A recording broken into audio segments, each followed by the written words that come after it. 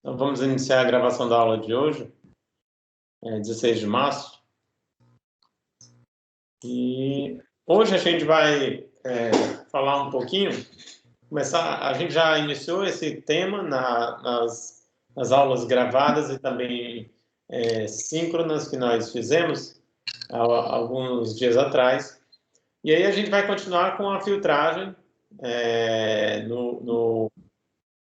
para o HVDC, né? A gente está estudando sempre estruturas LCC, tá certo? Onde nós temos a configuração dos conversores do HVDC baseados em tiristores, né? Então, sempre um conversor por trás de uma indutância, né?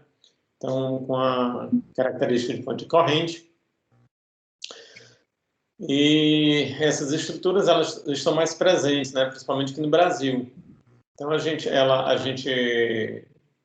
só relembrando, né, a gente sabe que eles são compostos por dois conversores, né, de 6 pulsos, né, controlados, né, eles são baseados em tiristores, então nós controlamos a ativação, né, a entrada em condução dos tiristores, e o bloqueio é feito de forma natural pela rede elétrica, né? Então, daí o nome LCC, certo? Conversor comutado pela linha, né? Bom, então, esses conversores, eles, como eu estava dizendo, eles têm uma forma de onda bem conhecida, né? E nós temos dois conversores, né? E esses conversores, eles são conectados ao sistema CA através de transformadores, ok? Onde um deles tem os enrolamentos do secundário em estrela e o outro tem os enrolamentos do secundário em delta, tá certo? E esses conversores, eles são conectados em série. Isso aí confere ao sistema uma defasagem por conta da defasagem entre delta e estrela de 30 graus, uma defasagem de 30 graus entre as duas formas de ondas de 6 pulsos, o que torna, né, se a gente observar bem, uma forma de onda de 6 pulsos, cada pulso tem 60 graus, no máximo, né? Então, o que tornaria aí esses 60 graus deslocados de 30, então eu transformaria esse 60 em 12, esses 6 pulsos em 12 pulsos. Então, nós teríamos aí conversor de 12 pulsos, no qual cada pulso tem ali no máximo 30 graus, certo? Vezes 12 dá os 360 da rede elétrica, a frequência de 60 Hz. Bom, então, essa figura, ela mostra, tá certo? A gente vai estudar agora por que eu preciso... na verdade, é o seguinte, existem alguns parâmetros, né, que nós precisamos estudar quando nós vamos especificar filtros para HVDC, tá certo? Filtros para sistemas HVDC. Então, primeiro, eu preciso me preocupar com a compensação de reativo. Por quê? Porque o sistema demanda reativo, tá certo? Os próprios conversores, eles precisam de potência reativa. Então, eles consomem potência reativa, tá? E aí a gente vai entender por que eles consomem potência reativa a partir desses slides. E com o passar das aulas, a gente vai chegando até completar todos os parâmetros que nós necessitamos para a boa especificação ou adequada especificação de um filtro. De um filtro sintonizado, tá certo? Que a gente vai utilizar filtros sintonizados. É claro que quando a gente fala de filtros sintonizados, aí existem outras variáveis que vão entrar em questão, tá certo? Que variáveis como dessintonia, tá? Então, o que é isso? a gente também vai estudar algumas figuras, tá certo? Presentes nos filtros, como um fator de qualidade, por exemplo, né? Que torna um filtro sintonizado mais seletivo ou menos seletivo, tá? Então, todas essas questões nós vamos estudar. Por quê? Porque imagina, se eu estou preocupado em uma determinada frequência, tá?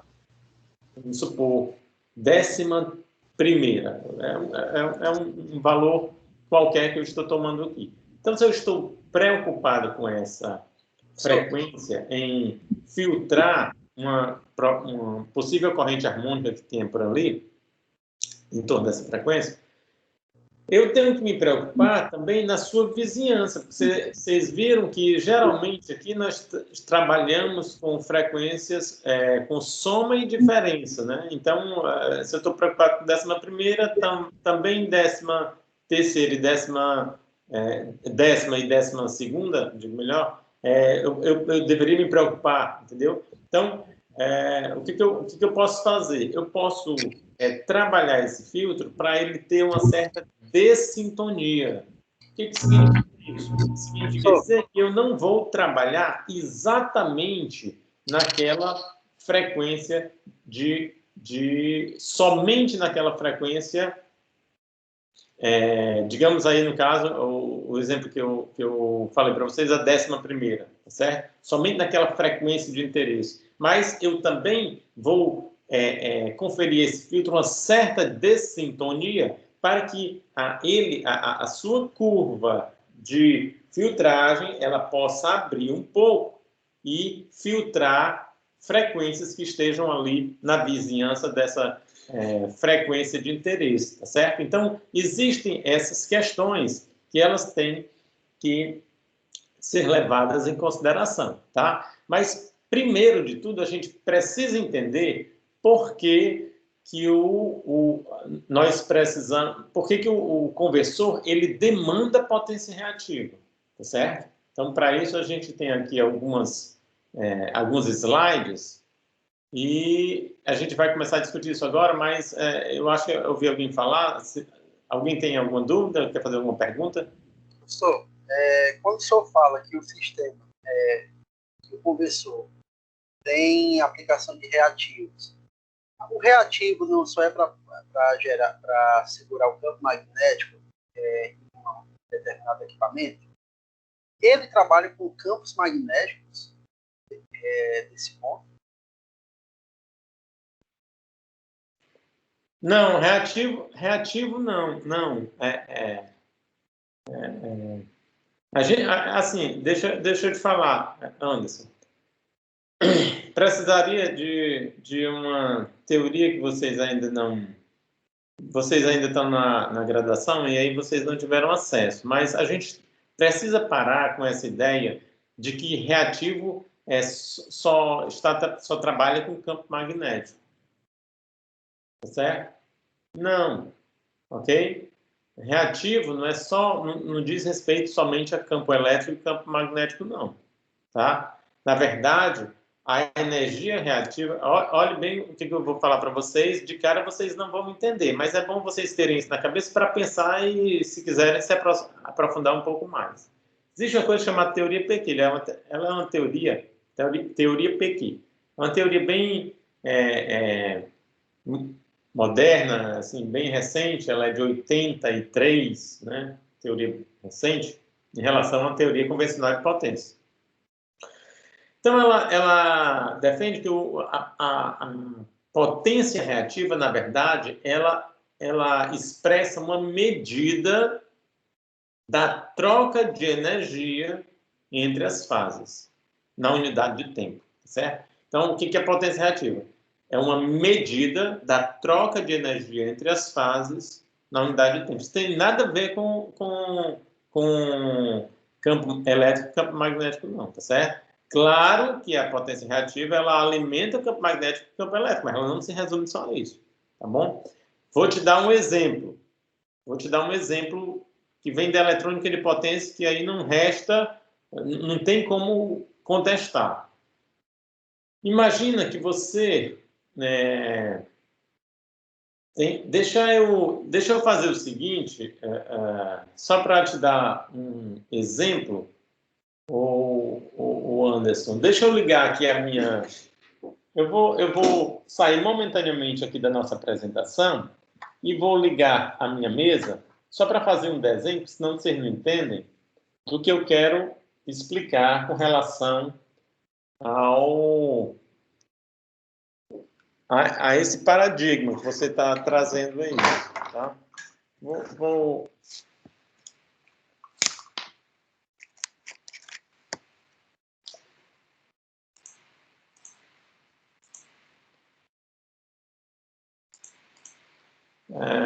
Eu acho que a apresentação saiu, não? Parou de... Saiu sim, então, Saiu. senhor. Tudo bem, não tem problema não, porque eu já ia tirar mesmo. Eu vou colocar a minha mesa aqui, vou abrir um PowerPoint, só para eu fazer um desenho. Talvez nem um PowerPoint seja a melhor opção. Deixa eu ver aqui se tem melhores opções. Um segundo só, pessoal. Que coisa eu edito essa partezinha e quando eu colocar disponível aí para vocês depois, para não ficar perdendo tempo, se vocês quiserem rever a aula, aí não aparecer essa parte. Mas deixa eu ver aqui o que eu tenho disponível. Eu tenho o OneNote. O OneNote dá para... Quer dizer, eu acho que dá para a gente fazer um desenho aqui, compartilhar a tela. Deixa eu tentar aqui.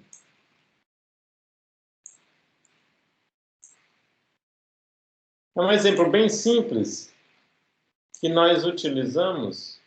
Quer dizer, se o Note abrir, né? Opa!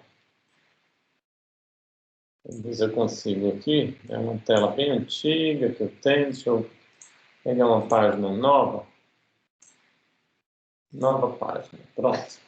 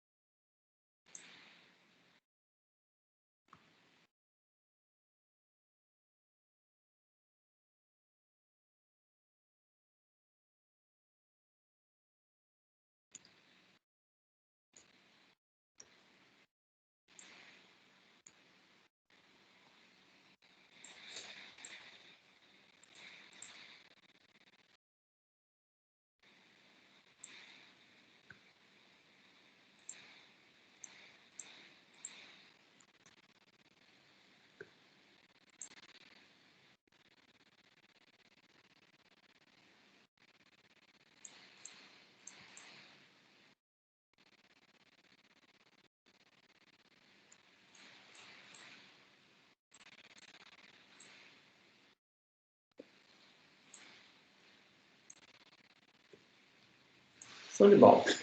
Agora eu só preciso compartilhar. Deixa eu ver se eu acerto aqui, pessoal. Vocês conseguem ver?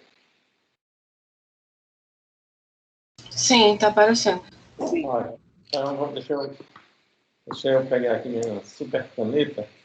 Faz um tempo que eu não uso, viu? A letra vai sair toda torta. Então, vamos lá.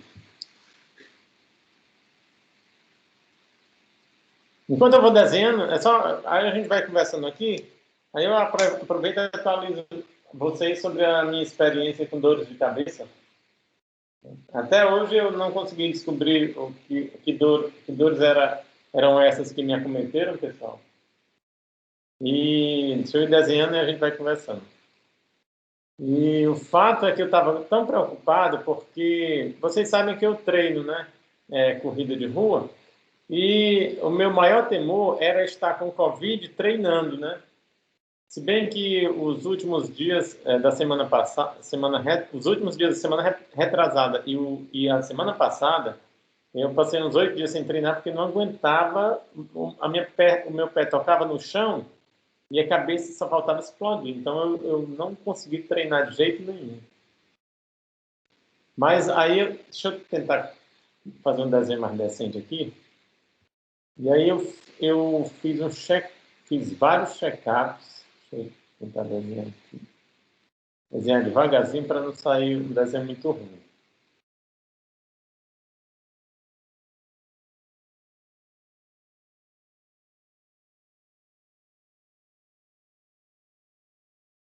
Opa.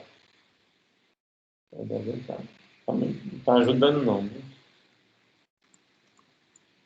Deixa eu tentar aqui de novo.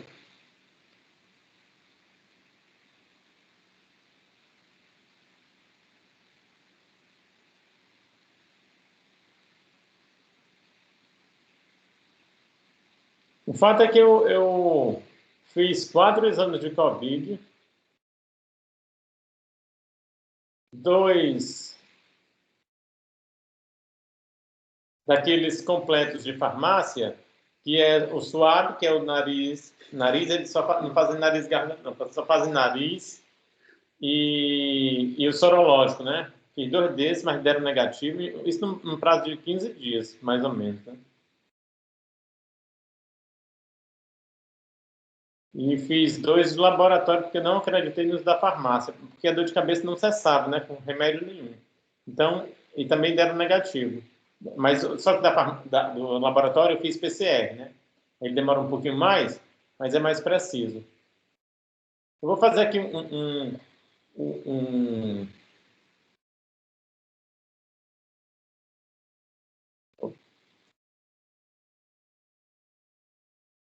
Pronto. Professor, essa dor de cabeça era como? Na lateral, na têmpora, atrás dos olhos?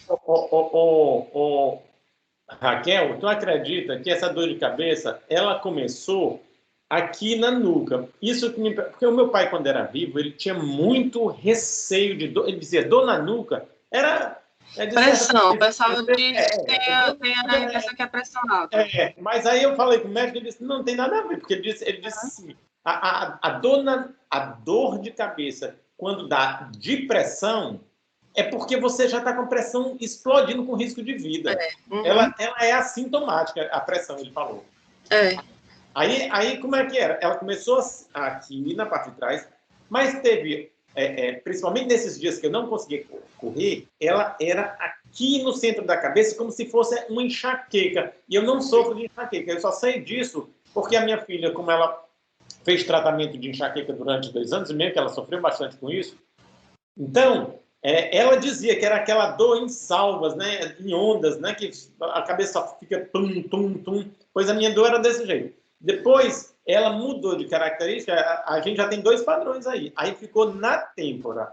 Essa daqui incomodava porque era aquela chata que não era tão forte, mas era contínua o dia todo, sabe? Então, meu Deus do céu. Aí, eu fui pro oculista, aproveitei que o meu médico ali na Santos Dumont, ele tem uma clínica muito completa lá. Aí eu passei uma manhã lá e fiz um check-up. Fiz nervo óptico, pressão, campo visual, o próprio grau. Ele disse, Kleber, aqui está 0, nem o grau mudou. Então, professor, a característica que você está falando é de enxaqueca. E o médico que você tem que procurar é um neurologista. Foi o que eu fui depois. Aí, isso aí na semana passada, já na segunda, foi no dia, aquele dia que eu cancelei a aula, acho que foi na terça-feira, né? Eu acho que foi no dia que eu fui pro neurologista, pro oculista, e na quarta eu já fui pro neurologista, que é um primo meu, que ele é muito competente. Aí ele fez assim, Kleber, eu vou fazer o seguinte, na terça-feira mesmo, quando eu saí do oculista, eu disse, olha, Rodrigo, eu não deu nada. Aí ele disse, eu vou te passar aqui, eu vou te conseguir uma requisição aqui da Unimed, eu já entro no próprio sistema da Unimed, se tu fizer hoje no Trajano Almeida, eu já consigo ver hoje mesmo, amanhã a gente conversa. Para não esperar o laudo. Que a gente pensava que podia ser alguma coisa, sei lá, só Deus sabe, né? Então, aí o que acontece? Fiz na terça-feira à tarde, no Trajano, também cancelei a aula com a pós, que era tarde. Não tinha condição de aula, tá muita dor. Fiz a ressonância magnética, né, lá na terça-feira. Ele viu, na quarta-feira a gente conversou. Ele disse, Kleber, é o seguinte, ó, olhei aqui tudo, ó, risco de aneurisma, tumor, que não tem nada. Então, o que pode ser isso aí, já que você não tem nada, fez 4 testes de Covid, não deu nada e realmente não, eu acredito que você não esteja mesmo, porque ela não ia dar somente ou ela fica assintomática, ou uma dor de cabeça associada a alguma coisa, uma falta de paladar, um desconforto no estômago, o que quer que seja, mas tem outras coisas. Então, acho que você, sim, o que todos relatam muito é falta de muita moleza no corpo, né? Então, você não tem ânimo para nada, e você está treinando, então, provavelmente você não está. Então, aqui o que deve ser é uma dor de cabeça primária. O que é isso? Isso aqui está no campo das enxaquecas ou está no campo das cefaleias tensionais. Cefaleia tensional. No campo das enxaquecas, aí você tem associado a cheiro, comida, Sim. uma série de coisas. E quando eu estou com crise de enxaqueca, eu não consigo ver uma luz. Pois é, a minha menina era do mesmo jeito. E às vezes ela tinha que vomitar para melhorar. Aí, mas ela fez um tratamento de 2 anos e meio. Foi bem demorado, mas ficou boa. Ficou boa, não tem mais, graças a Deus. Mas aí ele disse, aí a gente vai tratar como se fosse dor de cabeça primária. Ele passou um tratamento de 3 dias com um medicamento mais leve. Se não ficar ok, a gente vai tratar mais 5 dias com um medicamento mais moderado. Se não ficar bem, aí você vem para cá, a gente vai fazer uma pesquisa e o tratamento vai ser mais longo. Aí, dor de cabeça, o negócio de dor, qualquer tipo de dor, é porque não existe na medicina nada que veja nível de dor. Não existe como você traçar uma dor no corpo humano. Só tem o que a pessoa relata. Aí, assim, essas dores de cabeça, para mim, pode dar, até se eu não beber água suficiente no dia anterior, no outro dia eu tô morrendo de dor de cabeça. Pode ter dor de cabeça com constipação, você pode ter dor de cabeça, de repente, até de uma comida que te fez mal. São inúmeras as causas possíveis, claro, né?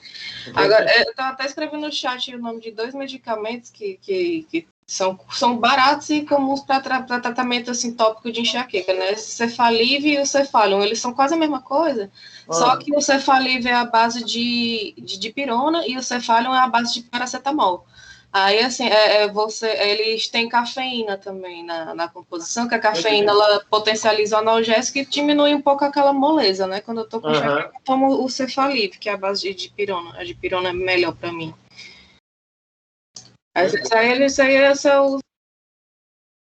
Mas, pessoal, vou te contar, graças a Deus eu estou livre daquilo, porque é uma coisa horrível, cara. Você não tem condição de fazer, eu pelo menos não tinha condição de fazer nada, e olha que eu não sou um cara muito fresco não, entendeu? Mas é porque não tinha a menor condição, a menor. Pessoal, bom, graças a Deus, com esse tratamento, com esse tratamento de 3 dias, comecei na quarta, sexta-feira eu concluí à noite. Aí fiquei observando, final de semana, até hoje, nada de voltar, e graças a Deus, estou livre, por enquanto. Vamos ver até quando dura.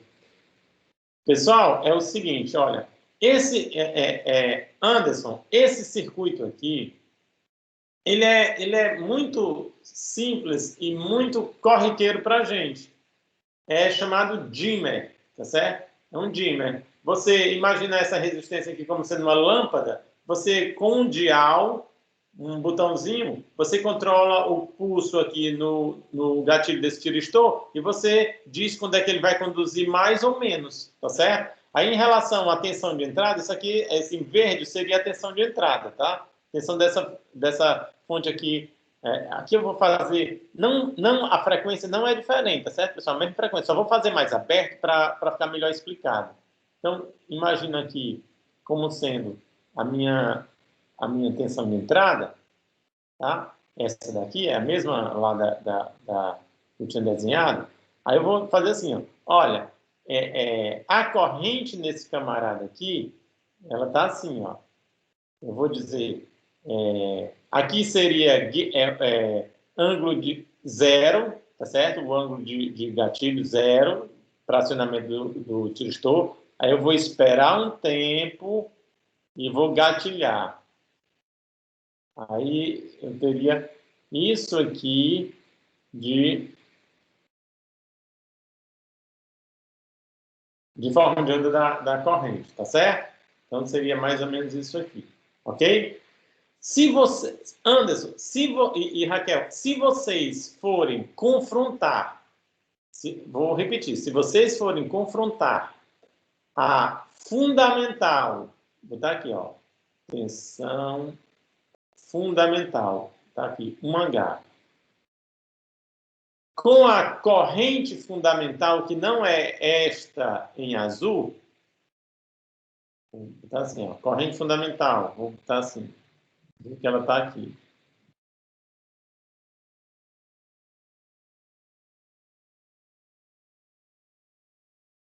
Assim.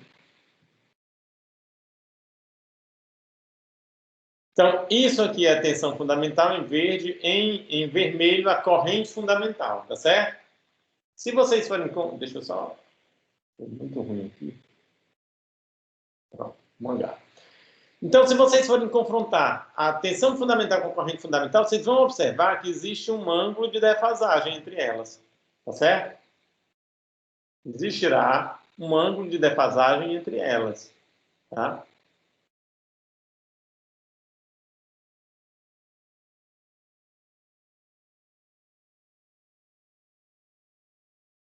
Chamar de aula.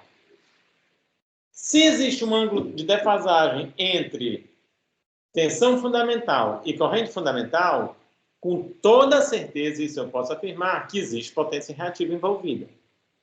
Mas como que existe potência reativa envolvida se eu tenho um sistema onde eu só tenho fonte, resistência, que não tem nada de armazenador de energia, e interruptor, que de armazenador também não tem nada. E aí? Como é que fica a teoria convencional, que defendia que sempre que tem potência reativa envolvida, eu tenho armazenador de energia, entendeu? Você está entendendo aí como é que é a história?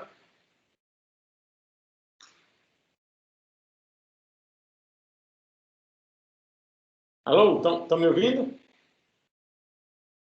Sim, professor, estou ouvindo. Sim, estamos ouvindo. Pronto. Você entendeu, Anderson? Então, a potência reativa, sempre que eu tenho potência reativa, tá certo? Sempre que eu tenho potência reativa, duas coisas eu posso informar. Que o fator de potência é diferente da unidade, tá certo?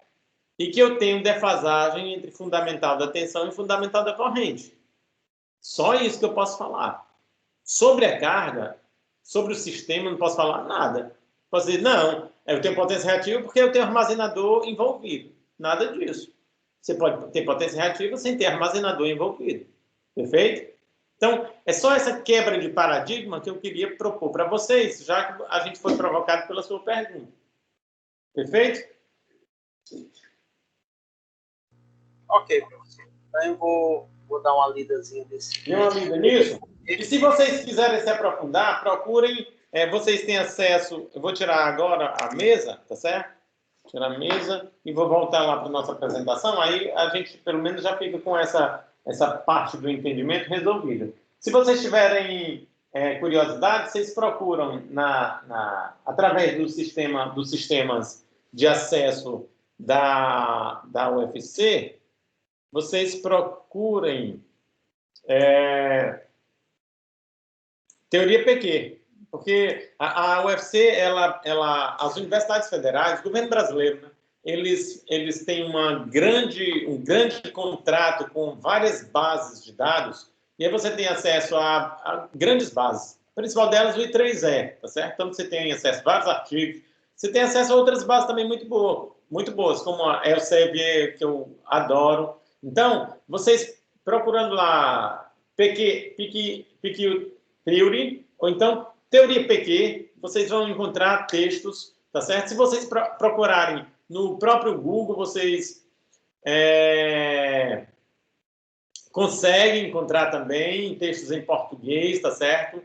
E aí vocês vão ter acesso e lendo, vão entender um pouco melhor. Não é uma teoria muito simples de se degustar, porque tem muitas coisas diferentes das coisas que nós aprendemos desde o início da universidade, O que não significa que a teoria que a gente aprendeu até hoje, a teoria convencional de potência, está errada. Não, na maioria dos casos ela bate direitinho.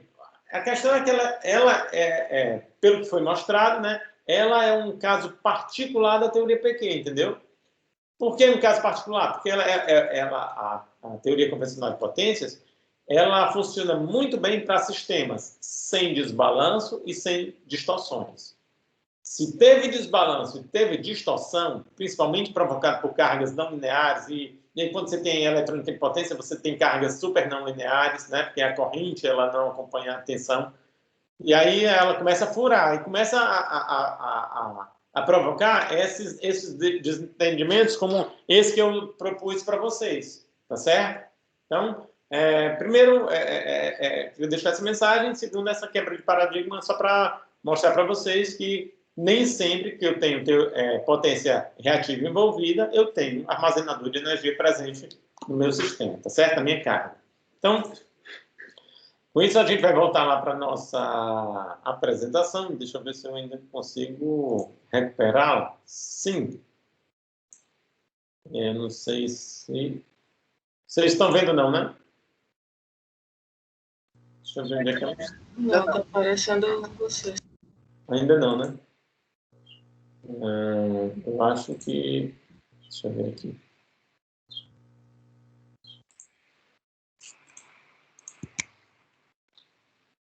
Tentar aqui. Tela cheia. Carregar aqui.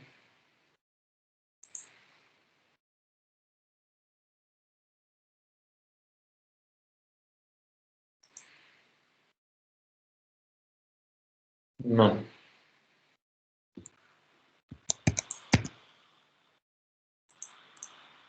Caramba, que deu.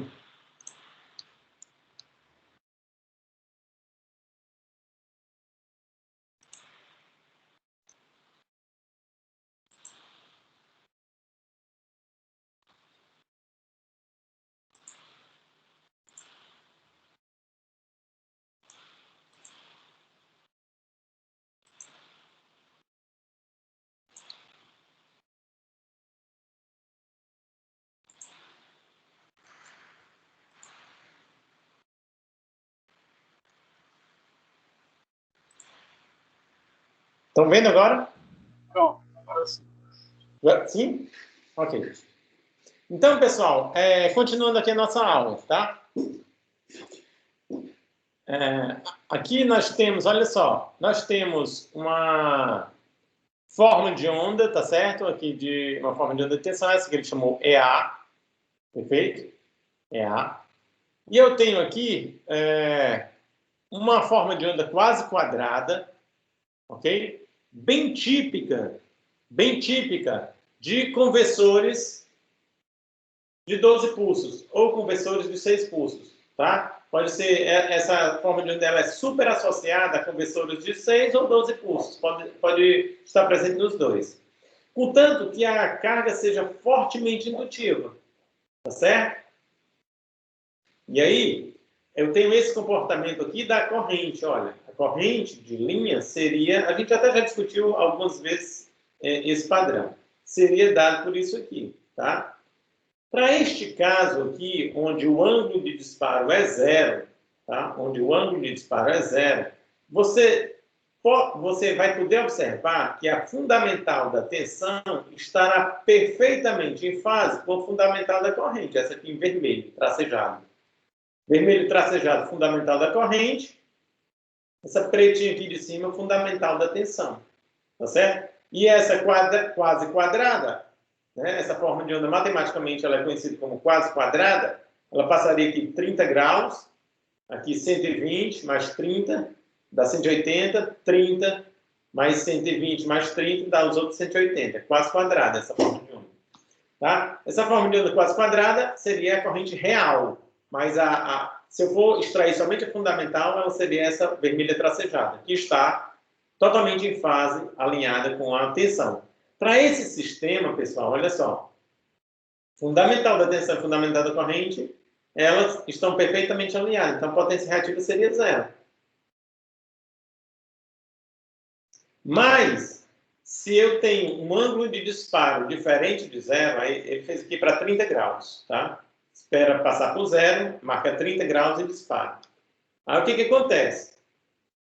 Para esse caso, pessoal, eu já vou ter um ângulo de defasagem entre fundamental da tensão e a fundamental da corrente. Eu tenho um ângulozinho de disparo, tá? E esse ângulo de disparo é que vai conferir potência reativa para o meu sistema, porque o fator de potência deixou de ser zero. Aliás, desculpa, deixou de ser 1. O fator de potência deixou de ser unitário. Logo, a potência reativa deixou de ser nula. Então, ela tem um certo valor. Tá certo? Aí ele está marcando aqui, olha só, sentido positivo, sentido, digo melhor, da esquerda para a direita, da tensão, ele está considerando positivo, sentido, ou em outras palavras, sentido da esquerda para a direita, da potência ativa, ele considera positivo, sentido de cima para baixo da potência reativa, ele considera também positivo, certo? Então, ele está considerando sentido positivo para uma corrente atrasada, sistema indutivo, tá? Ele está considerando o sistema indutivo positivo. Bom, isso é uma questão de convenção, tá? Tanto faz um quanto o outro, o raciocínio não muda. Então, para esse caso, potência ativa eu tenho, porque a corrente está totalmente alinhada com a tensão, porém a potência reativa é nula. Mas para esse caso aqui, ou quaisquer outros casos em que eu tenha um ângulo de disparo diferente de zero, eu terei uma potência reativa também diferente de zero. Portanto, um fator de potência diferente da unidade, tá? Então, aqui, olha só, eu estou diminuindo, se vocês prestarem atenção, eu estou diminuindo o valor da potência ativa. Por quê? Porque a potência ativa vai ser o produto da tensão pela corrente que está alinhada com essa tensão, a corrente na direção dessa tensão. Então, seria a projeção dessa corrente aqui sobre o eixo horizontal. Então, seria essa corrente aqui. Uma corrente seria a projeção aqui, multiplicada por essa tensão. Nesse caso é maior e nesse caso é o maior de todos, tá? Então, a potência, com o aumento do ângulo de disparo, a potência ativa está diminuindo. Ok? Então, eu, ao invés de estar jogando, aí vai depender muito do que você considera, se você está considerando a visão de carga ou de gerador, tá? Então, eu posso considerar positivo para carga e negativo para gerador, como é o que nós comumente fazemos, tá certo? Nós, eu digo, a gente que trabalha com essa área de potência, né?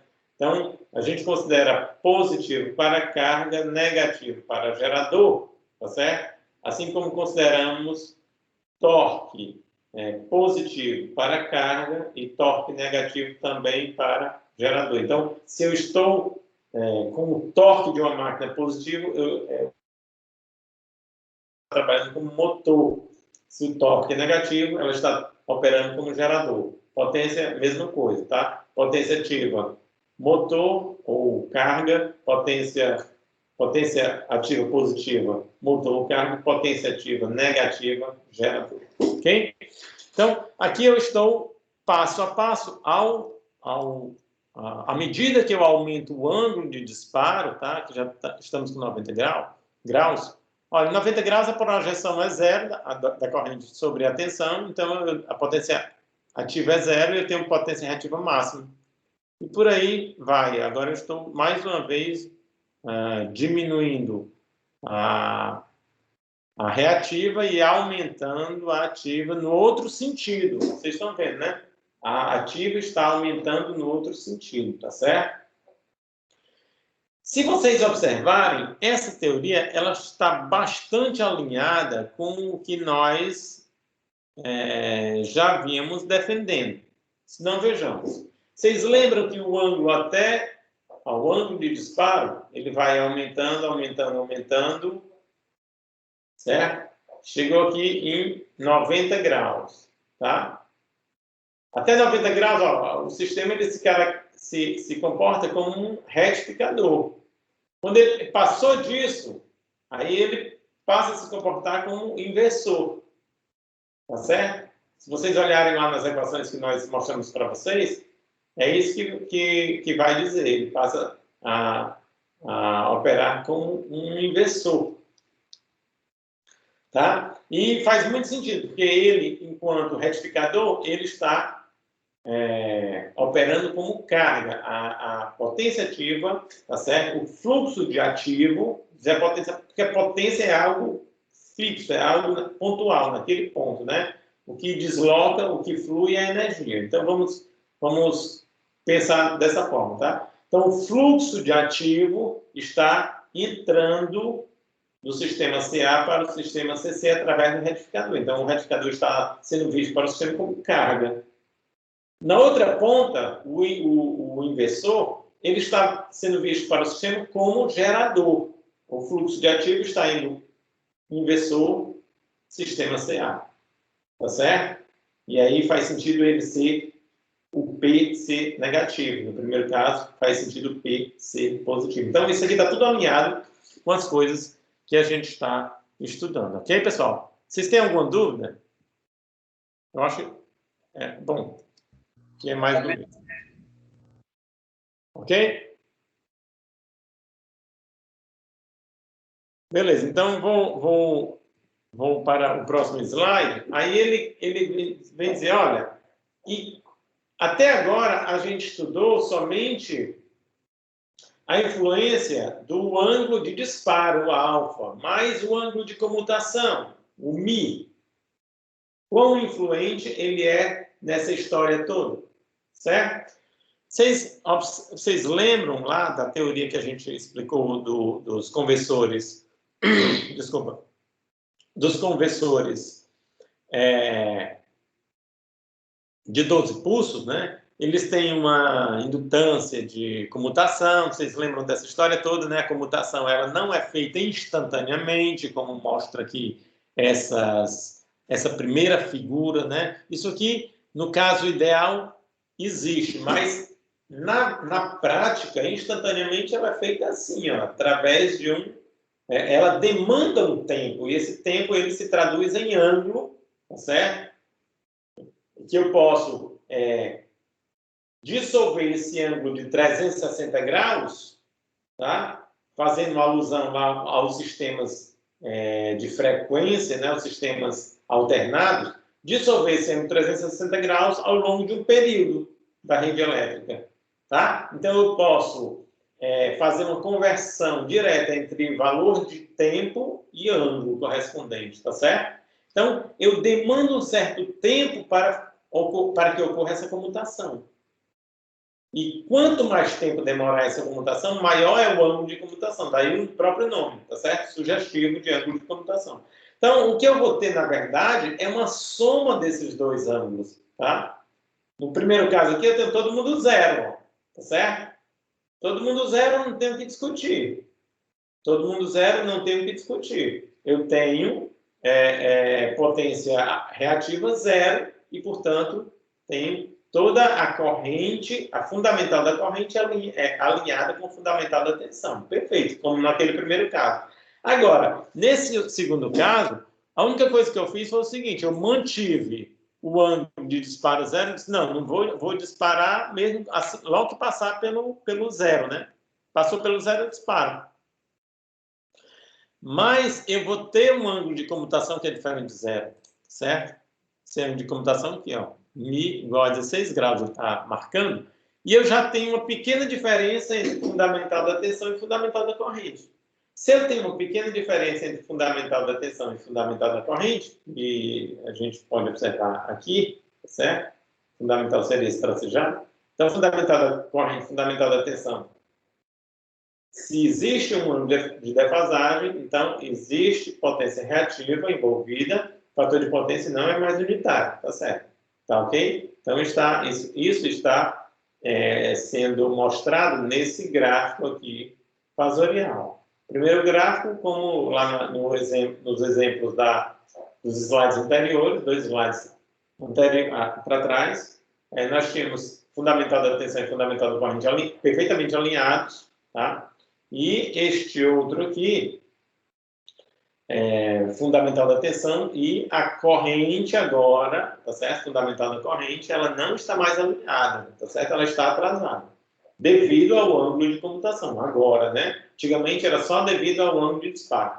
E quando os dois se juntam, ó, muitas vezes, pessoal, eu vou ter, e é isso que acontece, ângulo de disparo, porque eu preciso controlar o nível daquele processamento de energia, e associado a esse ângulo de disparo, eu também vou ter um ângulo de comutação, porque vai depender muito das características do interruptor, quão rápido ele é, mas também da indutância de comutação, do valor dessa indutância. Porque quanto maior o valor da indutância, vocês lembram que a indutância é aquela característica, né, que ela diz para o sistema o seguinte: olha, eu me oponho à variação de corrente.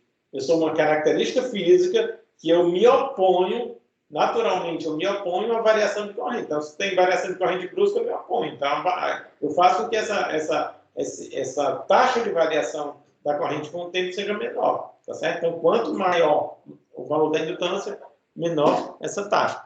Então,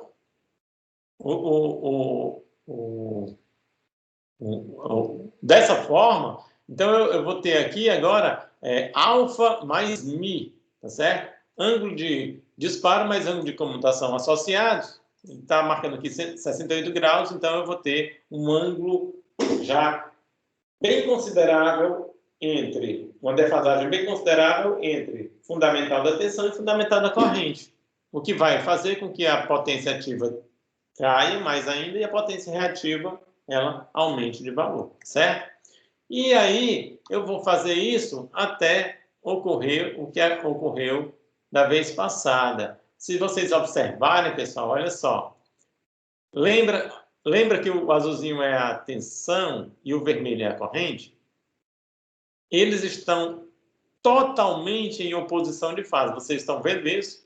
Totalmente em oposição de fase. Isso aqui caracteriza um sistema gerador. Então, significa dizer que eu estou do lado do inversor. Aqui eu já estou do lado do inversor, porque já está caracterizando. Aqui está evidente, certo? Totalmente evidente. Essa característica de um sistema gerador. Eu tenho a tensão em oposição de fase à corrente. Então, o sistema está gerando, tá certo? O fluxo de potência ativo é desse sistema para a rede elétrica, tá? Potência ativa negativa. De fato, ela é, né? Se eu for calcular o valor dessa tensão pelo valor da projeção da corrente, no sentido contrário, negativo, um positivo, outro negativo, então vou ter potência ativa negativa. Então, o que caracteriza o sistema gerador, tá certo? O que caracteriza um sistema gerador. Então, pessoal, vocês entenderam por que é necessário em um filtro ativo, em um filtro sintonizado, você determinar, tá certo? A potência de compensação, a potência reativa de compensação? E essa é a primeira pergunta. E segundo, vocês entendem por que o conversor ele demanda potência reativa? Tá? Então, gostaria de deixar essas duas perguntas assim para vocês me falarem e perguntarem coisas, tirar dúvidas, se for o caso agora, não tem problema, tá?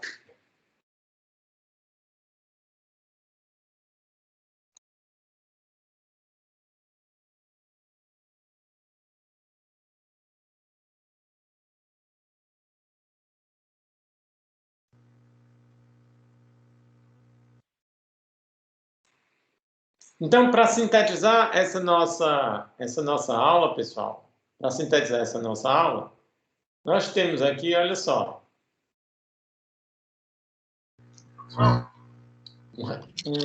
no primeiro caso, um retificador. Alô? Oi. Está me ouvindo? Pode falar. Pronto, só me tira uma dúvida aqui, por favor. Quando o senhor falou que isso lá no começo, né? Tá, só nós dois. Que a conexão delta e estrela, ela vai ser utilizada tanto para um ou em outro caso. Eu queria saber só o seguinte: o delta ele sempre vai dar atenção de linha e a estrela vai dar sempre atenção de fase, caso a gente precise utilizar ela dentro desse sistema aí. Pode repetir a pergunta, porque falhou bastante aqui, o Anderson. Tá falhando, é porque tá falhando. O senhor tá me ouvindo? Todo mundo tá me ouvindo? Alô, alô? Ok, pode mandar. Pronto. Lá no começo, lá da nossa aula, o senhor falou sobre a transformação, acoplamento entre delta, e transformadores delta e estrela. Ok? Quando vai sair do primário para o secundário? Ok. Pronto. A pergunta é, dentro desses elementos que o senhor acabou de mostrar aí, essa transformação de delta para a estrela, ela não atrasa cada vez mais a conversão da energia, não. Ou seja, ela atrasa cada vez mais, digamos assim, é um componente a mais no ângulo de disparo, não? Ou de comutação?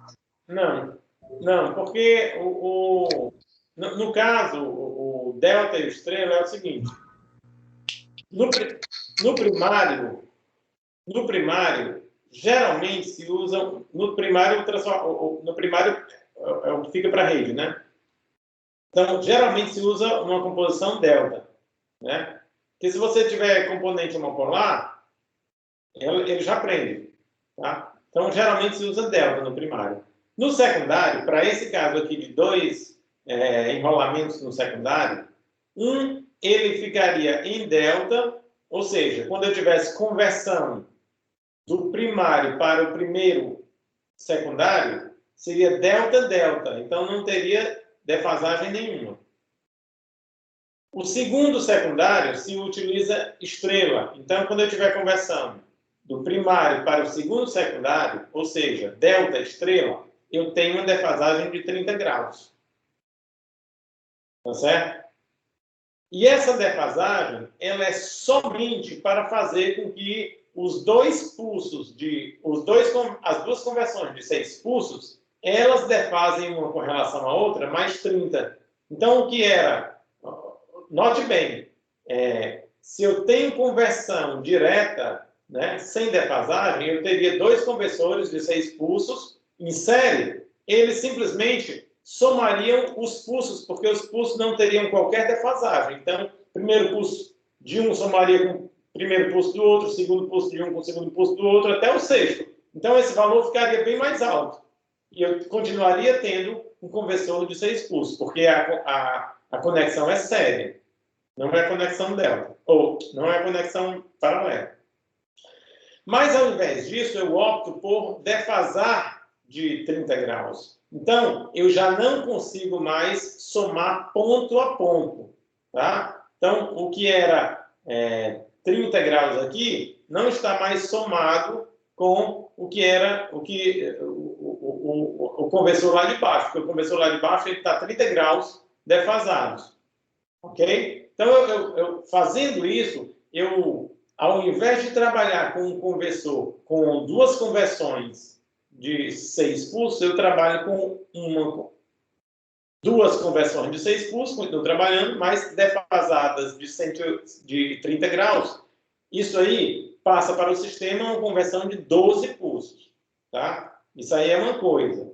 Então, eu tenho esses transformadores nessa composição somente para defasar os pulsos do conversor de cima 30 graus com relação aos pulsos do conversor de baixo. Tá certo? Só para isso. Ou seja, o delta vai estar 30 graus adiantado com relação ao estrela. Delta 30 graus com relação ao estrela. Só que ele é defasado 30 graus adiantado com relação à estrela, mas ele também confere ao sistema um raiz de 3. Então, ele é raiz de 3 vezes a estrela. Então, eu tenho que compensar isso para que todos fiquem no mesmo nível de amplitude, compensar isso com as relações de transformação. Então, eu vou ter uma relação de 1 para 1 delta-delta e 1 para 1 sobre raiz de 3 no delta estrela. Tá certo? Então, eu faço essas compensações, né, nas relações de transformação primário, secundário 1 e primário, secundário 2, justamente para nivelar a amplitude.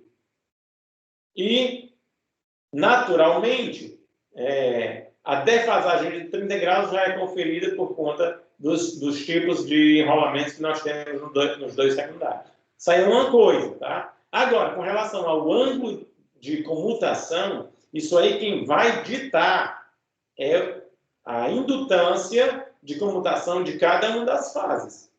Então, eu tenho 3 indutâncias de comutação, uma para cada fase, no conversor de cima, tenho 3 indutâncias de comutação, uma para cada fase, no conversor de baixo. E elas têm um valor fixo, justamente para que esse ângulo de comutação não mude.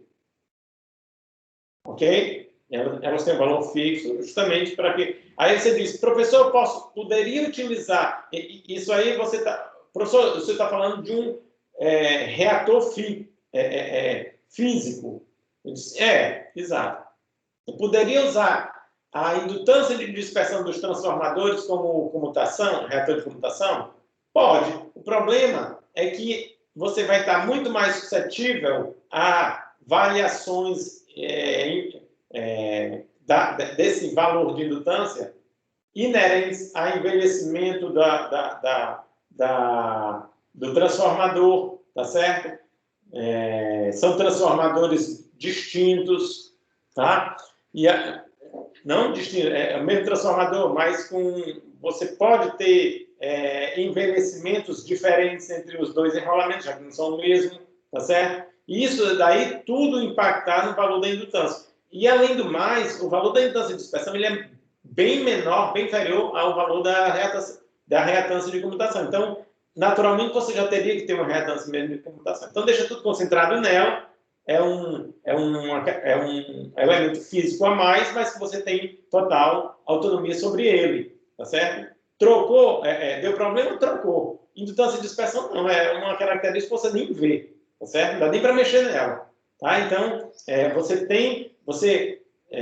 através dessas iniciativas, você vai tentando ter um pouco mais de autonomia sobre o sistema, tá? Mas o processo de comutação, o processo de conversão em si, tá certo? Ele traz uma defasagem fixa para o sistema e ele não traz uma defasagem incorporando na outra cada vez essa defasagem aumentando. Não, isso não existe, viu, Anderson? Okay. Eu não sei se eu me expliquei. Explicou. Na verdade, o que eu estava imaginando era somente isso aí. Como eu tenho uma defasagem, como eu tenho um ângulo de disparo, ângulo de computação, eu tenho uma defasagem entre as transformações, retificação e inversão, eu tenho uns acoplamentos transformador, eu imaginei que esse tipo de sequência em si poderia aumentar, poderia ser introduzido dentro do sistema para dar uma outra realidade que não é essa, mais ou menos aqui que a gente está vendo, tudo bonitinho, tudo dentro do especificado. Mas eu entendi muito bem o que você disse. Não. É claro que isso aqui, eu estou te mostrando tudo na teoria, mas muito baseado na prática, tá certo? Das instalações que nós temos, né? Dos documentos que as empresas envolvidas, elas utilizam para fazer esses cálculos. É claro que a gente está trabalhando com elementos práticos, tá certo? A gente está trabalhando em campo, e no campo qualquer coisa pode acontecer. Então, vamos supor, você, não pelo processo de conversão, tá certo? Não pelo processo de conversão, mas se, por exemplo, você tiver um elemento que você não estava considerando. Mandei fazer o reator e ele veio com a resistência acima do especificado. Vai influenciar? Claro que vai, lógico, tá certo? se eu mudei a relação X sobre L do magnético, é lógico que vai influenciar. Velocidade de armazenamento é diferente, tá certo? Então, ele vai descarregar de forma diferente, vai descarregar, se a resistência é menor, descarrega mais rápido, se é maior, descarrega mais lento. Então, tudo isso influencia, é lógico. Mas, se for feito de acordo com a especificação, é para acontecer muito parecido com o que tem aí, tá certo? A menos das falhas de comutação que podem ocorrer a qualquer momento. Ok, professor.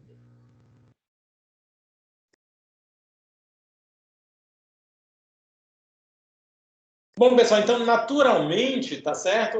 O que nós teríamos era isso aqui, olha só. Para um sistema retificador, ou seja, isso aqui para a gente sintetizar a nossa aula, né? A gente já está chegando próximo ao final.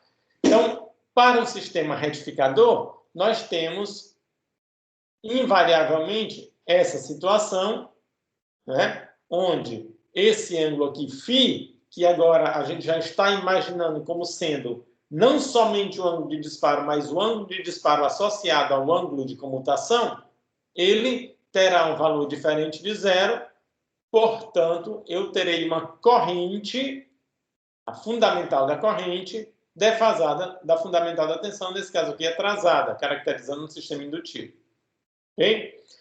E parte dessa corrente aqui, a projeção dessa corrente na direção da tensão vai me dar a potência ativa, que para esse caso é positiva, caracterizando que esse elemento está sendo visto como uma carga para o sistema, enquanto que a projeção dessa corrente no eixo perpendicular, ou em quadratura, como a gente diz na linguagem técnica, né? Eixo direto e eixo em quadratura. Então, a projeção da corrente no eixo em quadratura com relação à tensão, multiplicado por essa mesma tensão, vai me dar o valor da potência reativa, que para esse caso também a gente considera positivo no sentido indutivo. Na outra ponta, né, quando essa soma de ângulos já ultrapassar os 90 graus, né, a soma do ângulo de comutação mais o disparo ultrapassou 90 graus. Se ultrapassou 90 graus, então eu tenho que a componente, né, da corrente IA, que seria a fundamental da corrente, na direção da tensão fundamental, produto dessa componente, pela tensão, vai me dar a potência ativa, que para esse caso vai ser negativa, caracterizando o sistema gerador, né? Estou no inversor, estou na outra ponta. Enquanto que a projeção dessa corrente no eixo em quadratura multiplicado pela tensão vai me dar também a potência reativa, que ainda tem a característica indutiva, porque aponta no sentido positivo. Certo, pessoal? Então, isso aí foi uma síntese do que a gente explicou hoje, para contextualizar para vocês por que o retificador, por que o retificador e o inversor, ou seja, por que os conversores, tá certo? Eles demandam potência reativa, eles consomem potência reativa, tá certo, pessoal? Então, eu espero que tenha ficado bem explicado aí, que vocês entendam. Eu vou fazer um pouco de edição nessa aula de hoje, para tirar algumas partes que não são muito interessantes, depois eu publico, e se vocês quiserem ouvir de novo, para no futuro tirar dúvidas, aí vocês podem ficar à vontade, tá? Ok, professor. Então, muito obrigado por mim, né? Muito obrigado pela atenção.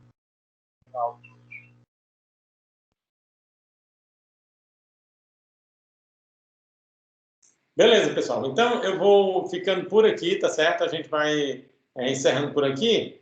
E quinta-feira a gente se encontra novamente, tá certo? Para a gente avançar mais um pouquinho, agora que a gente já está mais perto do final do nosso curso, tá? Para a gente avançar mais um pouquinho e ainda bem que a gente está com o tempo bem tranquilo e avançar um pouco mais sobre o entendimento dos filtros, tá certo? Os filtros sintonizados. E aí na quinta-feira a gente discute mais um pouco, bate mais uma bola sobre esse tema, tá bom?